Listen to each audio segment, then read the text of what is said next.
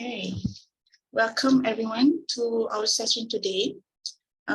We are very excited to have all of you here, especially because we created this session for the purpose to support the National Training Week 2023, which I know it already ended last week, but we brought it to this week to ensure that we could deliver on good time. So the topic for today is ESG strategy for top management. Today's topic is brought to you. Today's topic is brought to you by Softech 360. We are a digital solutions provider for organizations seeking to adopt sustainable business practices for their business transformation. So these are the topics that we will be going through today. Okay, so it'll be 9 topics overall, starting with sustainability, SDG and ESG, the ESG frameworks and materiality, ESG reporting, setting ESG targets and metrics, leadership commitment to ESG and how important it is for the organization, developing an ESG strategy, integrating ESG into your operations, engaging stakeholders, which is a very important element. And the last part is overcoming challenges that you may have in implementing your ESG strategy. So usually these topics, we will take at least actually a day to cover it in a physical class, because usually in the physical class, the student size is smaller and we do it in a workshop style. And we can cater it to the organization-specific issues or an industry-specific issues. But in this webinar session, we will go through these topics on a surface level, but I will try my best to be thorough. And of course, at any time during this session, if you have any questions, please write in the chat box.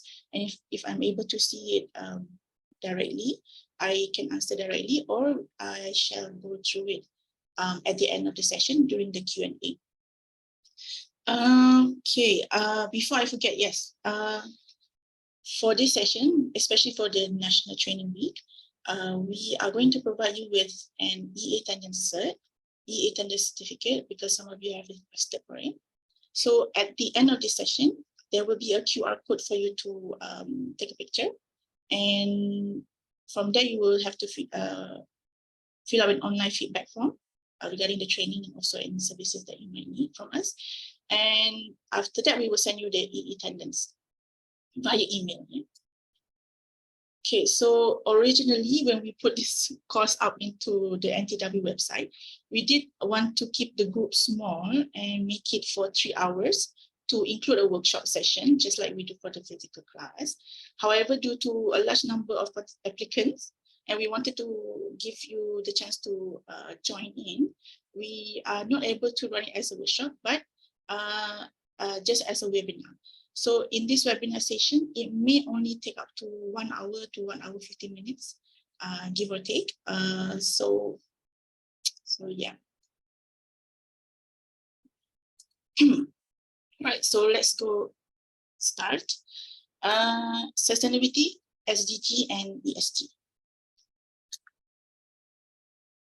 I would like to start off with the definition of sustainability, because this is the core of why we are here today. So the United Nations Broadband Commission defines sustainability as meeting the needs of the present without compromising the ability of future generations to meet their own needs. In your ESG journey, if you keep this sustainability definition in mind every time you make a decision, it will help you find a balance between your economic growth and the needs to protect the environment and to be socially responsible. Because in this definition itself gives a lot of context to why the sustainability issue is needed to be brought forward into organizations. So in today's business landscape, sustainability is a crucial role already. First of all, due to consumer demand, consumers now have become more environmentally conscious and socially aware. They love to support businesses that align with their values and who make positive impact. Secondly, of course, regulatory pressures. Sometimes we won't do things if it's not required by us, correct? So governments around the world are actually implementing stricter regulations and policies related to environmental protection and social responsibility. So we as organizations, if we fail to comply with these regulations, can face maybe significant penalties, or at the very least, the very most, not the least, reputational damage. So by proactively integrating sustainability into our strategies, we can stay ahead and make sure we are in compliance. Number 3, cost saving and efficiencies. Yes, sustainability has been known to lead to cost savings and operational efficiencies. Sorry, ada echo. Okay.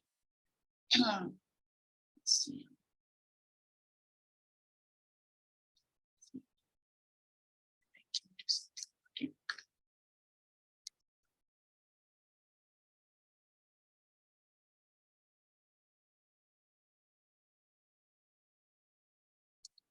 No, it's okay. All right, I'll proceed. Yeah. So cost savings and efficiencies. So sustainability, when you implement it in your organizations, it can definitely lead to cost savings and operational efficiencies as in the long term. Okay, obviously, it will need a significant amount of investment in the early stage, but this is known to have cost savings in the future due to when you implement, for example, energy efficient technologies, reducing waste, you can lower your utility bills, for example, and overall operational costs. So at the end of the day, it's still a smart business move that can boost your bottom line.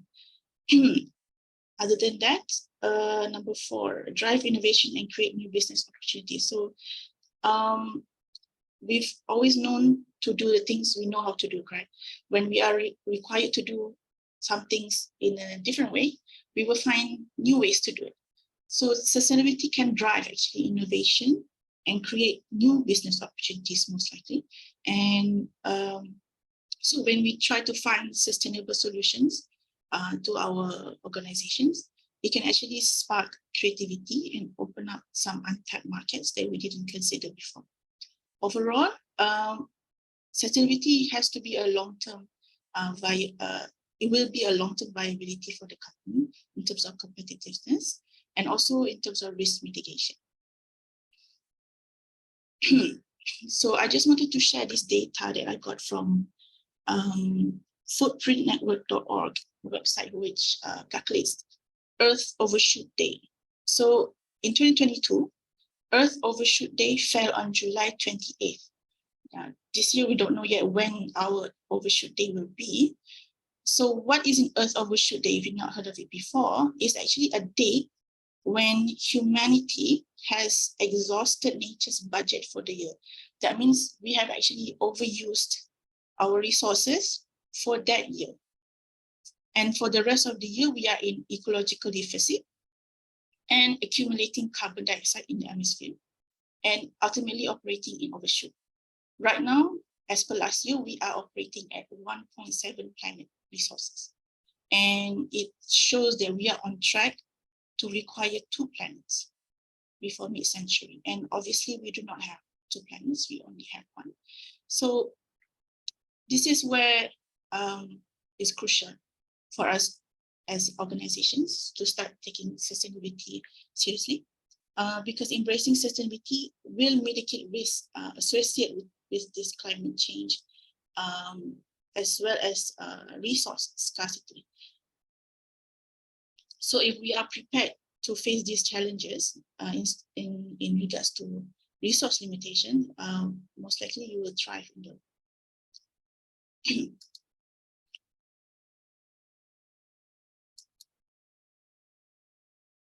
Okay, I love to put this slide in because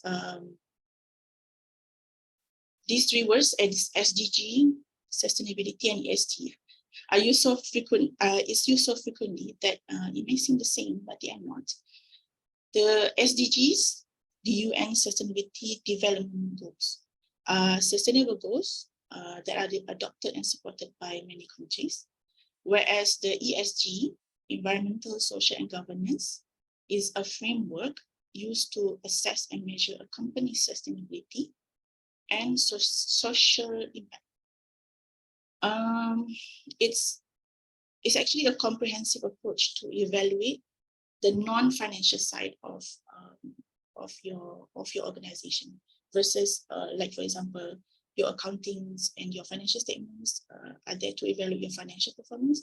The ESG report is there to evaluate your non-financial performance and the impact you have on the environment, on the social and governance. So we will look into the framework in a later step. If anyone here has not seen this before, I'm pretty sure you have, or if you're not familiar, this is the UN Sustainable Development Goals. The 17 SDGs was created by UN to unify everyone to take immediate and effective action to end poverty, to protect the planet, and to ensure that by 2030, everyone enjoys peace and prosperity. So these goals are designed to integrate with one another, with the understanding that one effort can actually have an effect or an outcome in another. For example, SDG 1, no poverty, and SDG 2, zero hunger, may interrelate and have impact on each other. As for same like SDG 6, clean water and sanitation, may also have an impact on, for example, SDG 14, life below water. So if we use the SDG goals as an inspirational goal, which we as an organization can aspire to achieve. This using the SDG goals does not necessarily show how well an organization is doing in managing their ESG impacts, but it can be used as a guide in what kind of goals to set for your company in order to become sustainable. So now we look at ESG and sustainability. So ESG and sustainability are also used interchangeably. Sometimes this is okay, and of course sometimes it causes confusion. So let's see what is the difference between sustainability reporting and ESG disclosures, which is usually the two are sometimes used as if they are the same. So for ESG is a concept used by investors with a framework to assess a company's performance and risk. As an investment framework, standards have been set by lawmakers and investors and ESG reporting organizations. Whereas sustainability, it focus on how a company impacts the environment, social and governance inside out. And the ESG, it looks at how the impact of environment, social and governance have on the company itself. Overall, companies need to ensure they minimize negative impact and maximize the positive impact on these three elements. Other than that, the difference between these two, ESG and sustainability, is that it addresses different stakeholders. So sustainability has a broader stakeholder where it focuses on employees, customers, and shareholders were in ESG in contrast to ESG.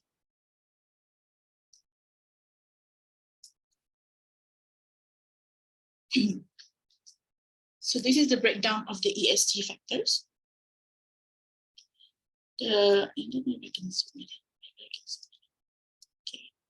The environmental component of ESG focus on the company's impact on the natural environment.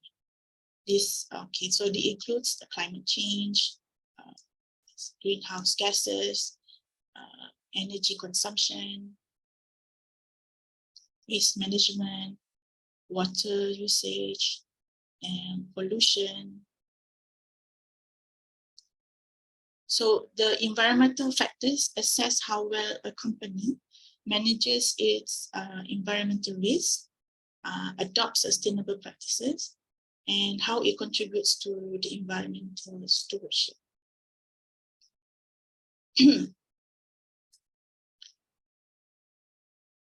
So the social component of ESG would cover and assess the company's impact on people, on the community, and society at large.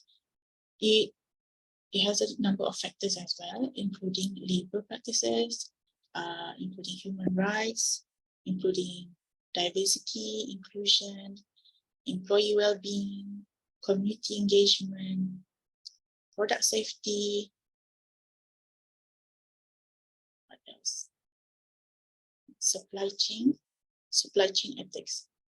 So the social factors evaluate a company's commitment to responsible business practices and its contributions to social development and welfare.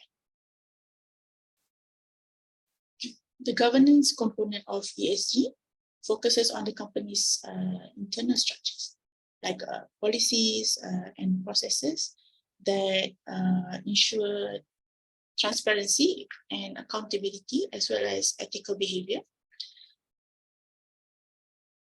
So it includes factors such as board diversity,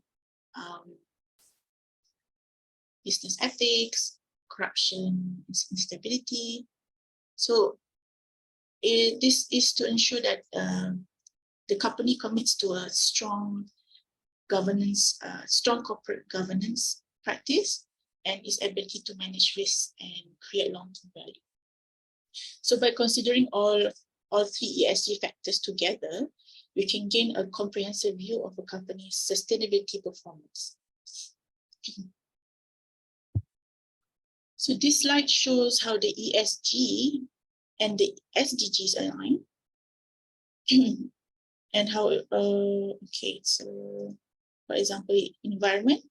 So the ESG will correlate with the SDGs as well. For example, the environment, reduction of environmental impact, it will cover SDG 7, SDG 12, 13, 15. Stakeholder engagement covers a variety of SDGs as well as governance, strengthening corporate governance by increasing operational transparency. It doesn't matter which ESG standard you use or you adopt, you can always map it back to the SDGs because everything aligns back to the same concept of environment, social, and governance. All right, so let's look into the ESG frameworks that are available and how to conduct an ESG materiality.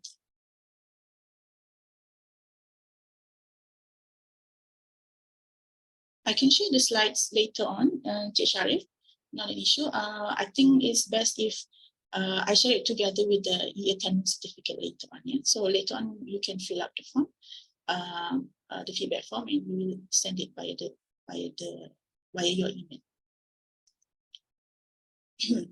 All right. Okay. So, okay, this is I wanted to share this overview of the ESG ecosystem. So I remember when I started in the sustainability line, all of this was very confusing.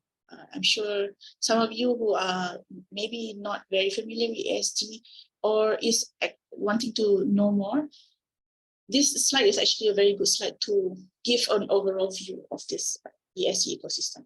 So This overall, these are the ESG stakeholders and their role in promoting the sustainable business practices. ESG stakeholders are individuals or groups that have a vested interest in a company's environment, social and governance performance, the ESG performance. So so number one, there will be the framework developers who are just like the UN Global Compact, the TCFD. There will be the standard setters like GRI and SASB. There will be the assurers and people who verify the report like PwC. And then there will be internal stakeholders who will be very much interested in how the ESG performance of the company is. And then there are coalitions and initiatives who will be invested in your report as well.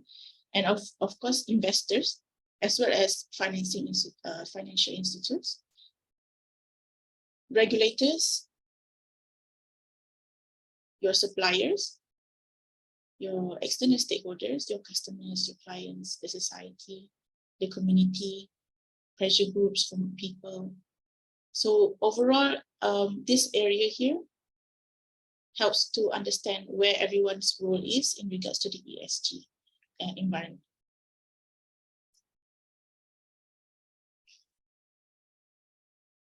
Okay, so here is just a summary of the ESG standards that are out there.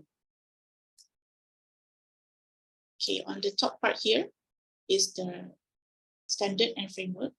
So ESG standards are agreed upon ESG quality requirements that has been set by these bodies.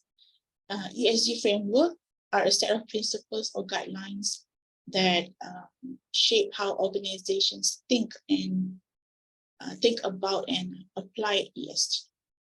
So the purpose of the ESG standards and framework is to standardize ESG reporting. That is the main purpose of it, which is to standardize ESG reporting, to enhance transparency, to enable you to compare between two companies.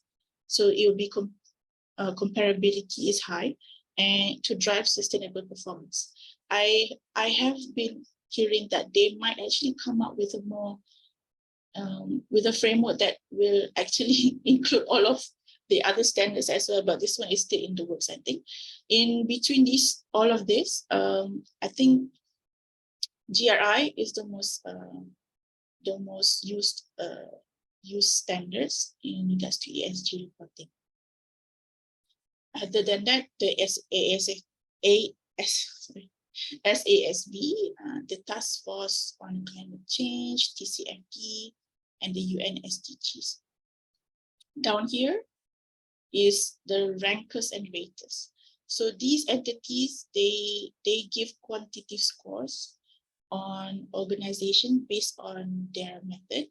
So the investors will look at this scoring and to see how well the company is doing in regards to the ratings. Now we go into ESG materiality. So what is a materiality? So materiality is the principle of identifying and assessing a wide range of sustainability matters. Basically, it's saying what matters to your company in regards to the ESG, and refining them to what are most important to the company and its stakeholders. So the sustainability matters refers to the risk and opportunities arising from the sustainability impacts of a company's operation and activities.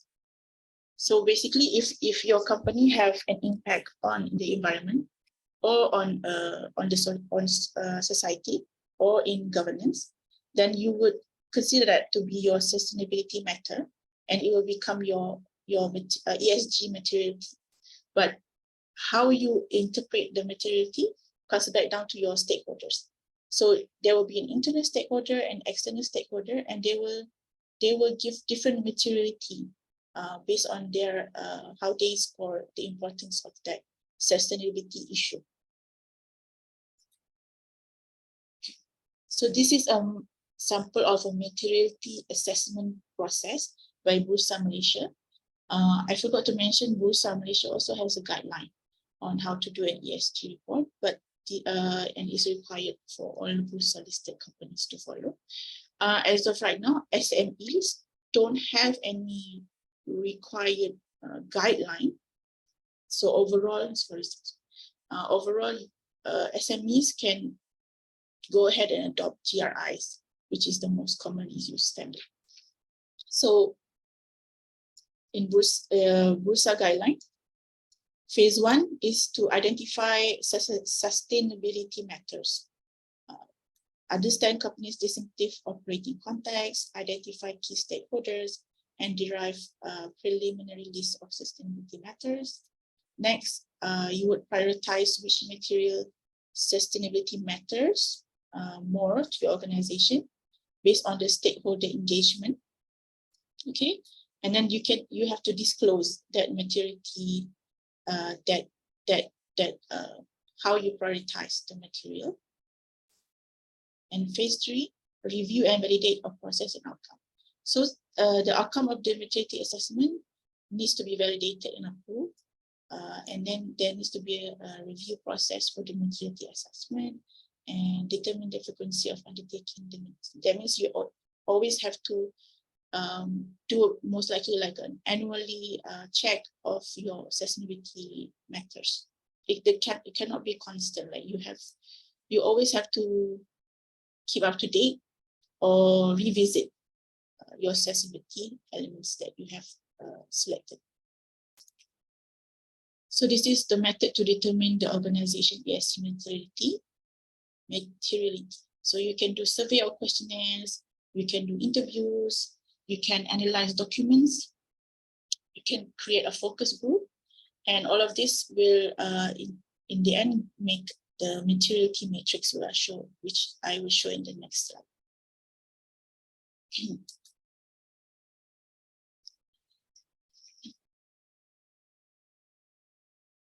Okay, so in this slide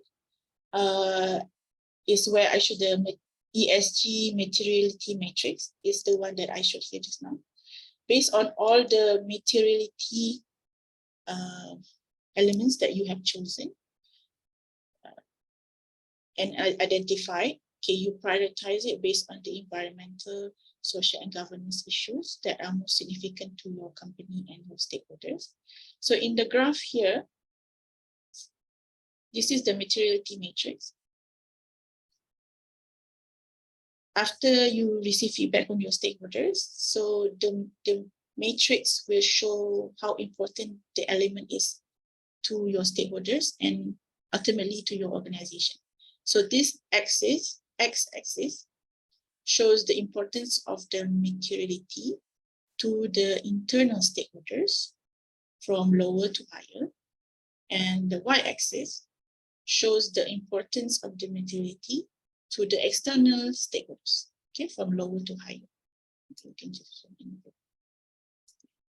Lower to higher for the internal and lower to higher for the external. So,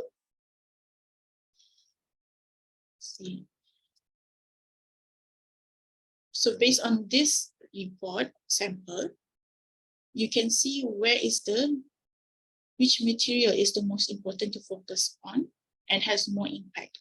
It has a higher importance for the internal stakeholders, and it also is important for the external stakeholders. So this is where you might want to focus your organization's strategy more for that period of time, because as mentioned, your materiality has to be revisited on a period basis. Yeah.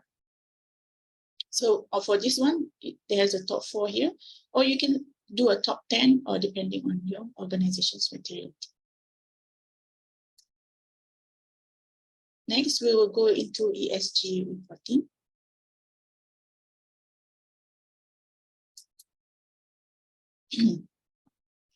So ESG reporting is, I think, is the most important aspect of the company's sustainability journey, because once you start to transform your company to become more sustainable.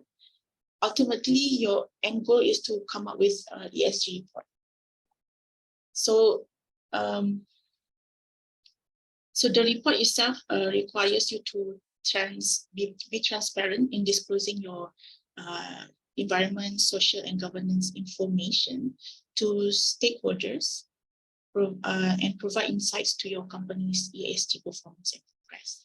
So it will disclose factual and relevant data and information on commitments, initiative, policies, and progress that you have in your organization that align with the ESG risks and how these risks are managed. So I think for maybe like Bursa listed companies, they find this normal to actually share information to other stakeholders. But maybe for SMEs or smaller companies who are going to embark on this journey, being this transparent might be feeling very vulnerable. But you have to look this in a long-term sort of way, because overall, all the companies in Malaysia, the MNCs, the Bursa listed companies will one day require suppliers to adhere to sustainability reporting. So as if you are an SME, you might have a bigger advantage if you are already doing it for your company. So first, before we do the ESG report, there needs to be a data collection. So we need to collect data on the sustainability issues that are most material to your organization. So after you have come up with the material that you are going to focus on for your company, you need to collect the data that you have in the company for that material. So each organization will have different ESG materials. Thus, you will have different collection of data. So for example, a data under governance could be, for example, non-compliance issues, such as penalty fees, for example, or government fees that impose due to not following regulations, or maybe board of directors breakdown. Or social data would include, if it's for occupational safety and health, would be injury days or any death during construction or something like that. For something like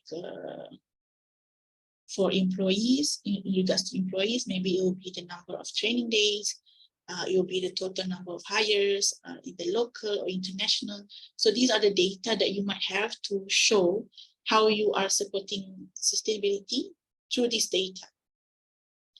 And as for environment, this one is the most, I would say, obvious one, which is, for example, the calculated amount of GHG emission, total electricity consumed, maybe waste data such as total waste to landfill or waste to recycling. So these kind of data is, if you don't already have, you might have to start collecting if it is important to your sustainability matter or your ESG materiality.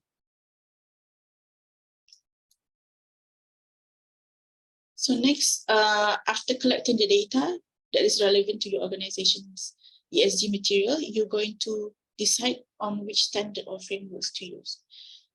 I share here 4 main ones, and obviously this is not an exhaustive list. There are many others, and it comes down to who needs to see this report and which report do they need for you to comply with. So there is the SASB, Sustainability Accounting Standard Board, who require industry-specific sustainability accounting standards. I'm drinking some water. And then there's GRI, the most used standard internationally, and also in Malaysia, Global Reporting Initiative.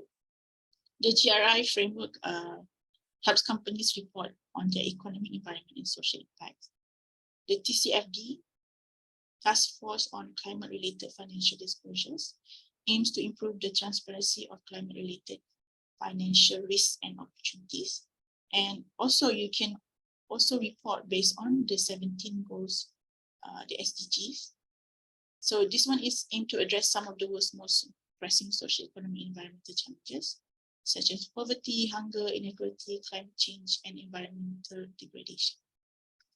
So overall, if you are not sure which one to use, I suggest use the GRI standards, as they are the most commonly used in the market.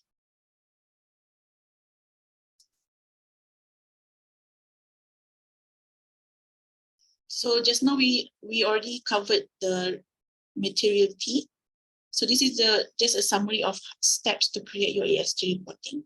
First, we did the materiality assessment and the materiality matrix. And then we identified the relevant ESG frameworks that we're going to use, such as these ones. And then from there, you're going to review the ESG topics covered by the framework. So for example, if here it has waste, the GRI also covers reporting for waste.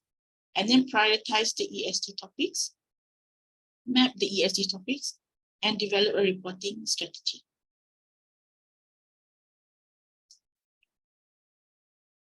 Next, we look into the ESG targets and matrix.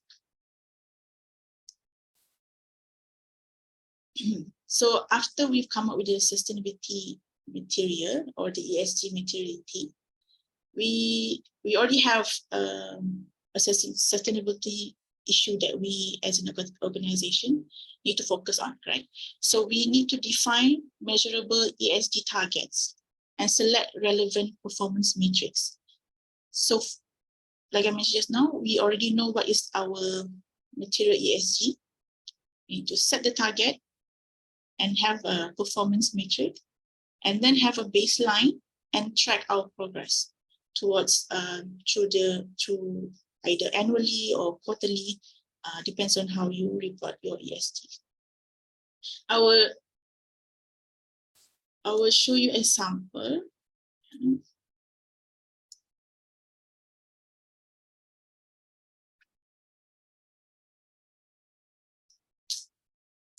Okay. This is an example of a company who did an ESG report. And I took this as an example because it has all the 4 factors that I mentioned just now. First, it has a section here to identify material ESG factors. So here is the material ESG factor. So they're looking at enhance the security of glass packaging. I will just look at the first line here. So they're looking at how they break it down is like this. They made it their purpose, reimagine glass for a sustainable future. So what is their commitment? To enhance the security of glass packaging. So they made they identified the ESG factor, which is the security of glass packaging. And then they set a measurable target, which is their goal here. Enable the increase color collection by 7 points, increase the rate of use of external color by 10 points, expand valuable use business model. And next, they selected the performance matrix, performance indicators, percentage of domestic used glass collected, rate of external color usage, test a pilot to validate the business model. And then they established a baseline and they are tracking their progress. So the baseline is here in 2019, and this is their target. So this is just one page of their overall ESG report, but they did align it with the UN SDGs as well. This is another example. Depending on which framework you use, it will determine how your ESG report looks like. So the previous one I took, it didn't say how it correlates with GRI, but it did say how it correlates with the SDGs. And also for this one, similar, this is a different company. They have a few pillars that they focus on, but this one is the environmental topic. So they took the SDGs as well. So just to make it easier, as the SDGs is more easier to understand versus the GRI numbers. So I took this one as well. But in here, they did identify their material ESG factors. They mentioned their goals. However, in this report, they didn't mention their performance matrix, but I'm sure they have a more, a more breakdown of the report somewhere else that they might have to show their investors, and where they also track their baselines and track progress. So this one is maybe a more general approach to their ESG reporting, and there will be an attachment to a more detailed data breakdown.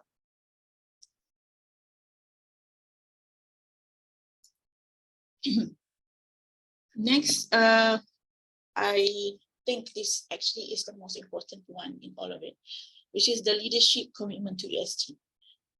Before this, I think I've been in the sustainability industry line in trainings and all that since 2015, if I'm not mistaken. Back then, the push for sustainability is not there yet in Malaysia. So it was harder to give trainings because overall the top management were not really interested to send their staff for sustainability training, as there was no need for it. So now, since the regulations have come in and there is more awareness of ESG requirements, I feel that top management has now taken a more front role in ensuring their organizations are becoming sustainable. So I think at the end, the top management has a big role in ensuring the organization's commitment to ESG. For example, setting the vision and strategy of the company, maybe leading by example, allocating resources, funding, staffing, training, investing in infrastructure or technology in order to create the sensitivity reporting, ensure that the companies in general or the people in the company are accountable towards the sustainability agenda, ensuring that the top management is always engaging with the stakeholders. So at the end of the day, the top management plays a huge role in the ESG movement of the organization. So leadership commitment is vital for driving ESG integration and creating a sustainability-driven culture within an organization. So leaders need to actively champion sustainability, because eventually it influences your employees, it shows a good brand to your stakeholders and the broader industry, and enables your company to become a true leader in ESG performance and sustainability. Next, we're going to go into how to develop an ESG strategy. So there is eight steps, eight items in the strategy here that I have highlighted. To develop an effective ESG strategy is crucial, obviously, to ensure that the company becomes sustainability driven and ESG reporting ready. So let's take a look at the first one. So this is the first one in your ESG strategy, is to assess your current state. This is the first thing that you need to do, first of all. Conduct a comprehensive assessment of your company's current ESG performance. So if you've never done one, it's good to have a preliminary assessment and see where the gap is, right? You want to know what are your environmental impacts, if you already have social initiatives, and what is your current governance structure. So this assessment will help you identify what is your strength and the areas required to improve. Number two, identify material ESG issues. Just like we mentioned before, the ESG issues that are most material to your company needs to be addressed. And It involves understanding the issues that have the greatest impact on your business, to your stakeholders, and to your long-term sustainability. Consider also the interest and expectation of various stakeholders, of course, such as your customers, employees, investors, and the local community. Set ambitious goals. Establish clear and measurable ESG goals. It has to be clear and it has to be measurable with your company's overall strategic objectives. These goals should address the identified material ESG issue and also reflect your commitment to sustainable practice. So example of ESG goals should include like reduce greenhouse gas emissions, improving diversity and inclusion in your company, or enhancing your supply chain transparency.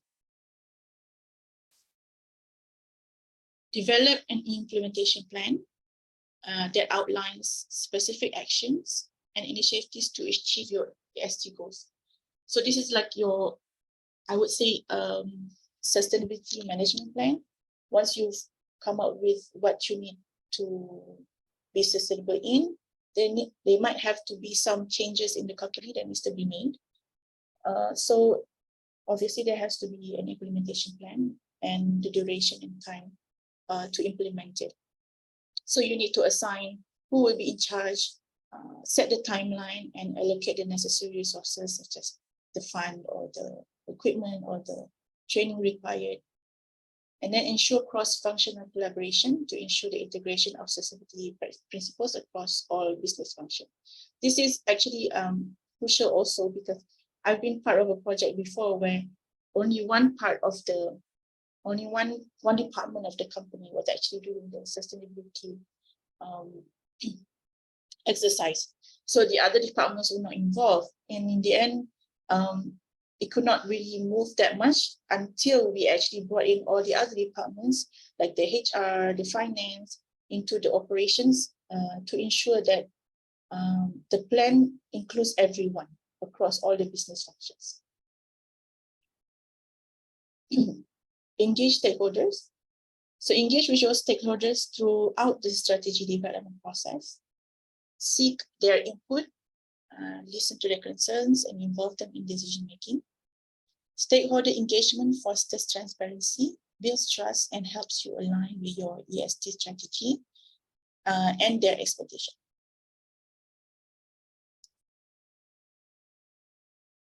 Embed ESG into your corporate culture. Again, this is where leadership plays an important role to drive the ESG strategy. Top management should demonstrate a strong commitment to sustainability and foster a culture that encourages and rewards sustainable behavior. So engage employees through training, through communication, and incentives to promote ESG awareness and participation. Monitor and measure progress. So to establish a robust monitoring measurement system to track progress towards your ESG goals. You can do this by using technology or ESG tools that are readily available now. Regularly collect and analyze relevant data, develop key performance indicators, KPIs, and report on ESG performance. This enables you to identify areas of improvement and celebrate success and communicate your progress to stakeholders. This is also important. The success you have in your ESG initiatives should be mentioned and promoted to your stakeholders to show.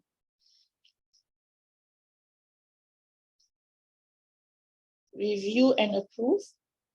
The last one is review and approve. So as I mentioned just now, your ESG strategy needs to always be reviewed periodically and performance to identify areas for improvement, because your sustainability materiality might change over time depending on your business activities. Stay up to date with evolving ESG standards to ensure that you comply and industry best practices to ensure that you are able to benchmark with your competitors and continuously refine your strategy to stay ahead. Okay, I see Mr. Tanvir asks, what ESG tools more so for data collection are available in the market and which ones are recommended? So there are a few.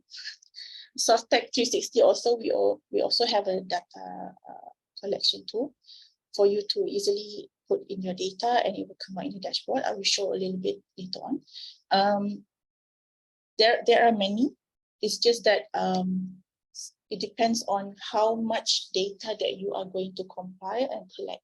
So maybe for Mr. Tanvir, if you can answer, what industry are you in, your company? For example, if you are a bigger company and your industry impacts a lot more on ESG, maybe you need to collect more data. But if you are a smaller company, maybe your ESG impact is not big. You might need less data. We might collect less data, but overall, everyone needs to use a data collection software, for example, so that they can produce the ESG report more quickly, more efficiently, and the data collection is more, how to say, robust. Well, okay. Mr. Tanvir said oil and gas question was in the context of managing third-party suppliers. I understand. Okay, so that means you are looking for, like, you will have your suppliers put in data into that tool. Yes, there are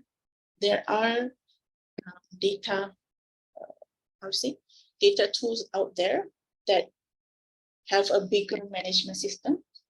So it will then depend on how much the package will be, depending on what you need specifically for that tool.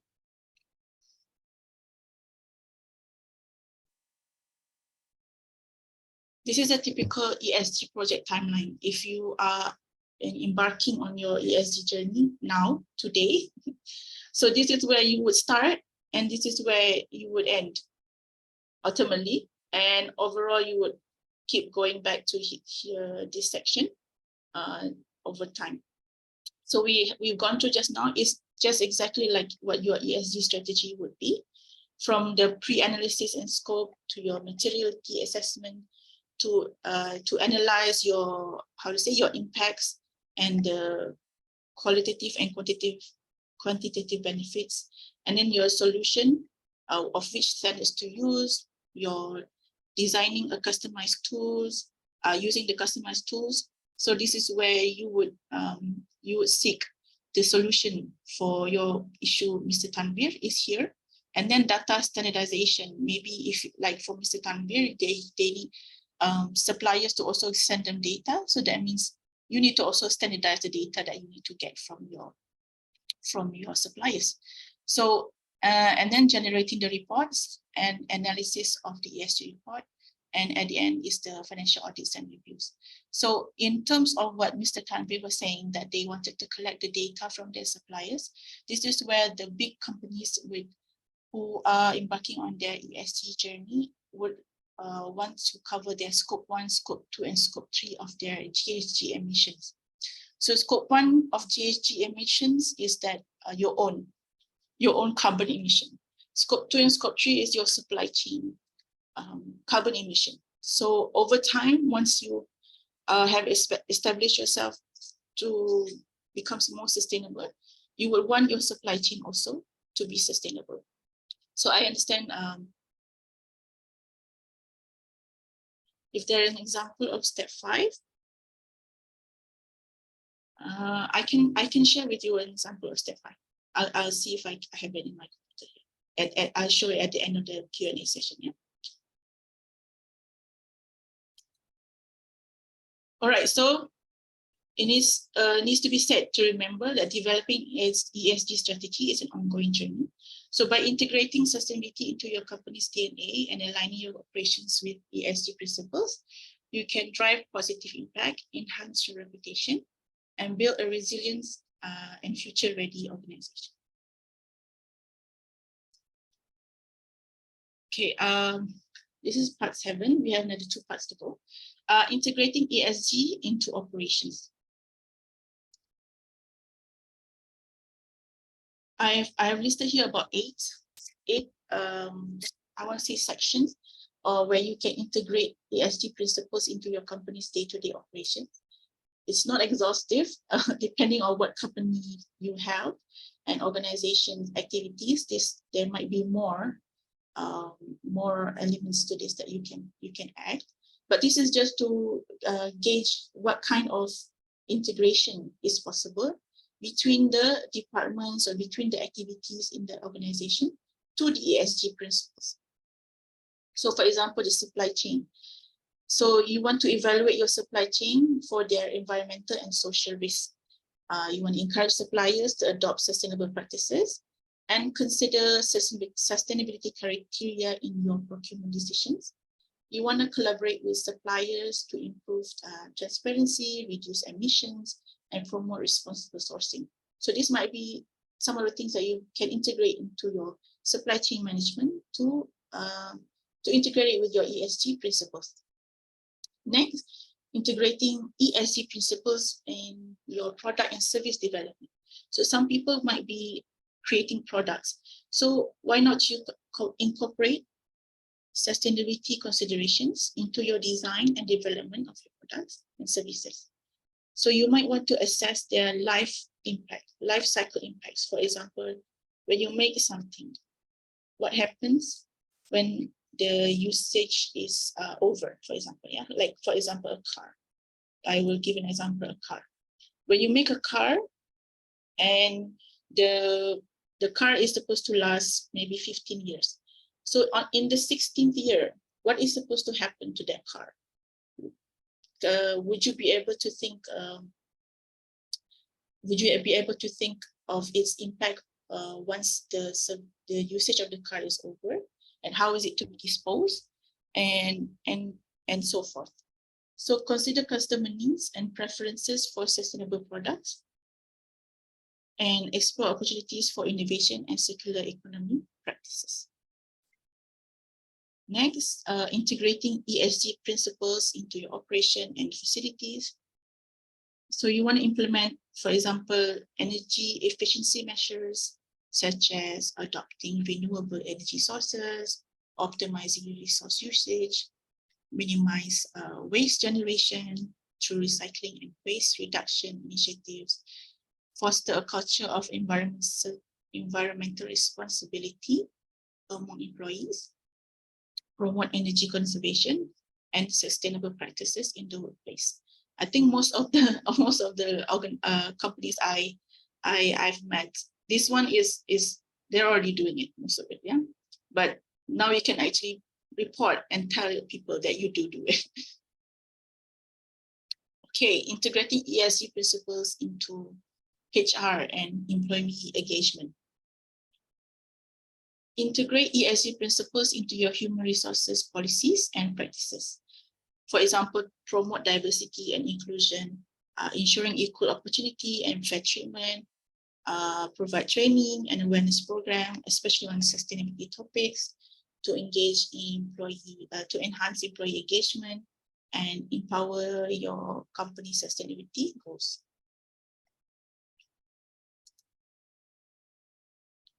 Next is risk management and compliance. Incorporate ESG risks into your enterprise risk management framework. Identify and assess potential environmental and social risks that may impact your operations and reputation. Develop robust policies and procedures to ensure compliance with relevant laws, regulations, and industry standards. So, for example, in this section, maybe you will see that in your company you do not have maybe anti-bribery policy, or in your company does not have what is it called, a no gift policy, for example. So you might want to look into putting such policy up just to cover your risk there. Next one is integrating ESG principles in stakeholder engagement and community relations. So you want to engage with your local communities. Right now, most of us will do something along the line like CSR programs for communities. it is something along that line, but it would, how do you say, it needs to align back into your ESG goals. So if it is part of your ESG goals, ensure that your CSR programs also aligns with it. Communicate and openly and transparently with stakeholders to build trust and foster positive relationships.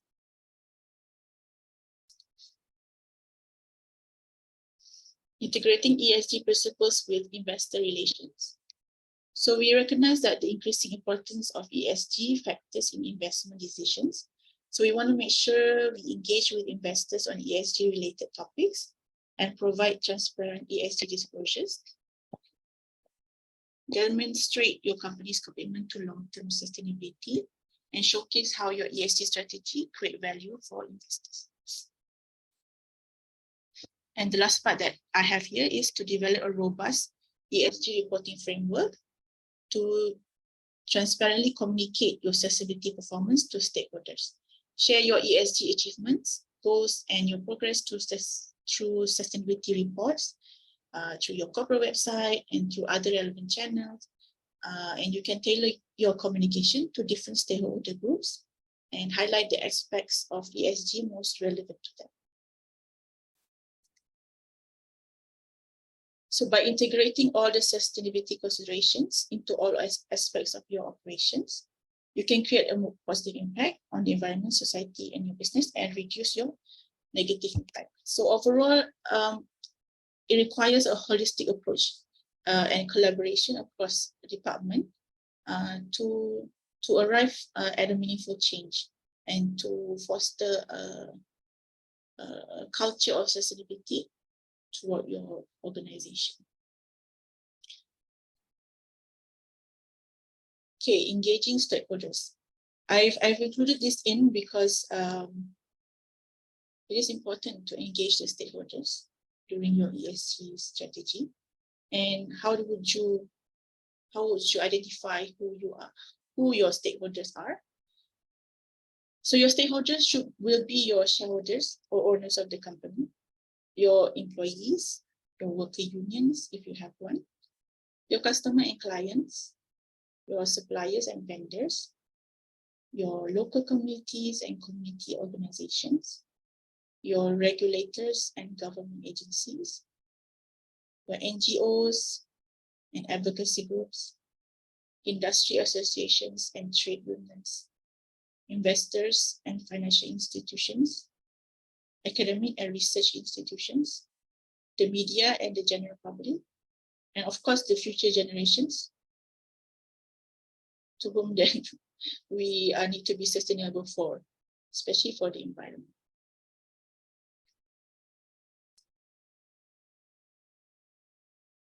So this is just a summary again of how to engage with your stakeholders, identify them based on the list previously.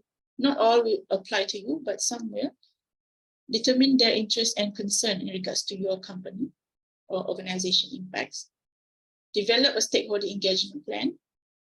Communicate your sustainability goals to them, and then listen and respond to their feedback, and engage in dialogue and collaboration. So over time, maybe your sustainable maturity from your external stakeholders might change over time. So this engagement of stakeholders need to do regularly, periodically, as needed.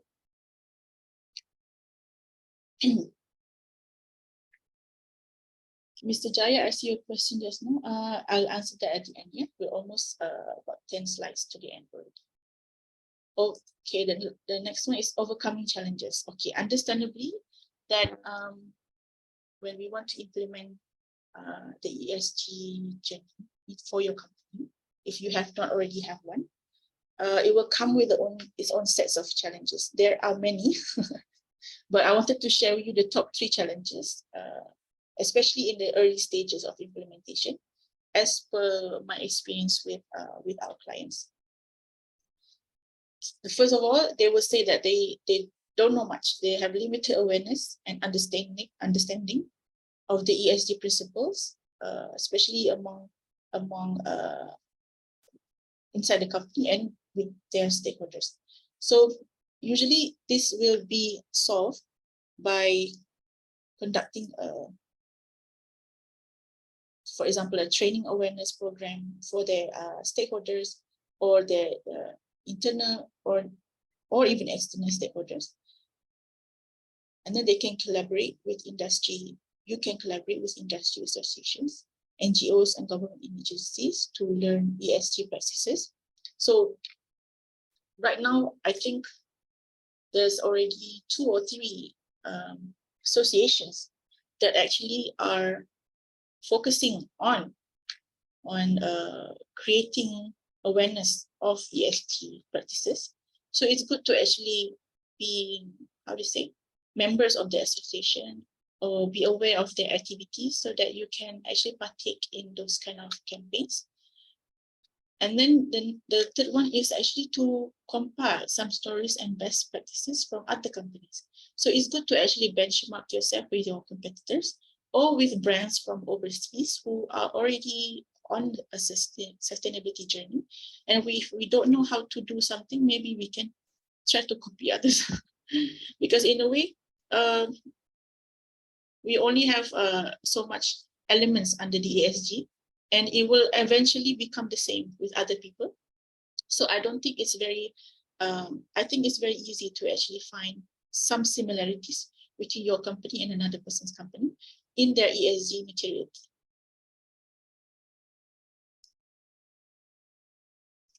Second, lack of standardization and reporting guidelines. So one of the main things that people say is they don't know which framework to use when they want to start doing ESG reporting. So for Bursa listed companies, they already have a Bursa guideline. So you can already use that. And for SMEs, I would suggest to actually use GRI or SASB, depending on if you are maybe supplying to a customer who requires it. So either way, these 2 are frameworks that you can easily adopt to start with. And the last one is limited access to ESG data and metrics. So right now, if you are only starting to embark on your ESG journey, you might not have the data yet, but that's okay. Somewhere along the line in this journey, you need to start collecting data. So the ESG data needs to go somewhere. So it's good to start investing in a robust data collection system. It can be a small system or a small subscription or a small, where it's limited data available. So it's a lesser fees or something like that. And along the way, as you collect more data, then only you put in more data in there. But there are already readily available ESG data collection tools to use in the market. We ourselves, Softech 360, we also have one that we use for our clients. It depends on how big or how many data points that you need to enter into the system. So for smaller companies, they will use less data points, and for bigger companies will have more data.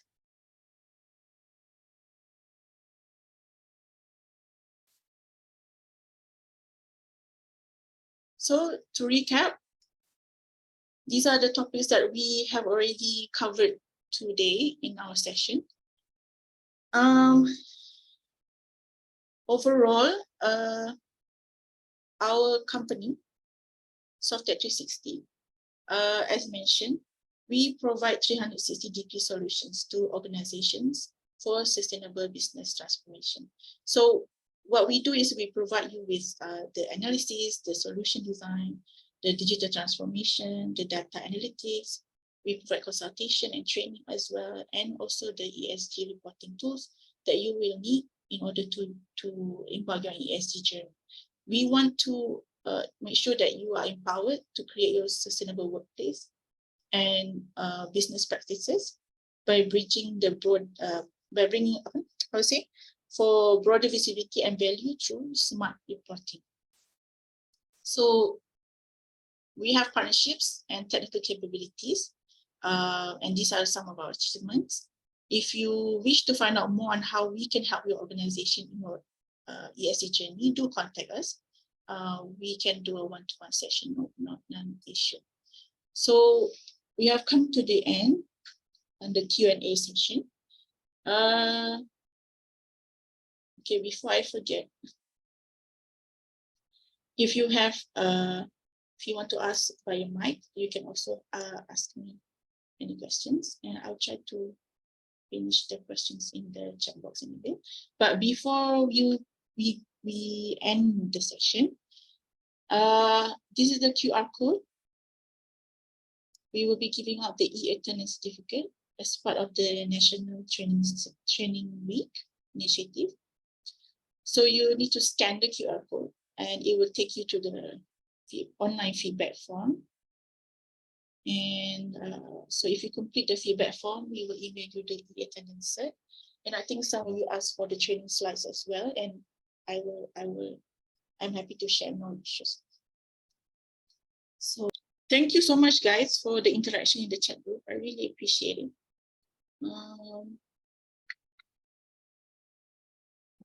If you have any questions that you think I can answer, please feel free to email me at farah@softtech360.com. I'm more than happy to answer. And if there is no more questions, I think it's already 3:30. I think I will end the session now. Thank you so much to everyone for attending. I do hope to see some of you again, maybe in the future sessions we have. Thank you again for taking part in the National Training Week session. Yeah.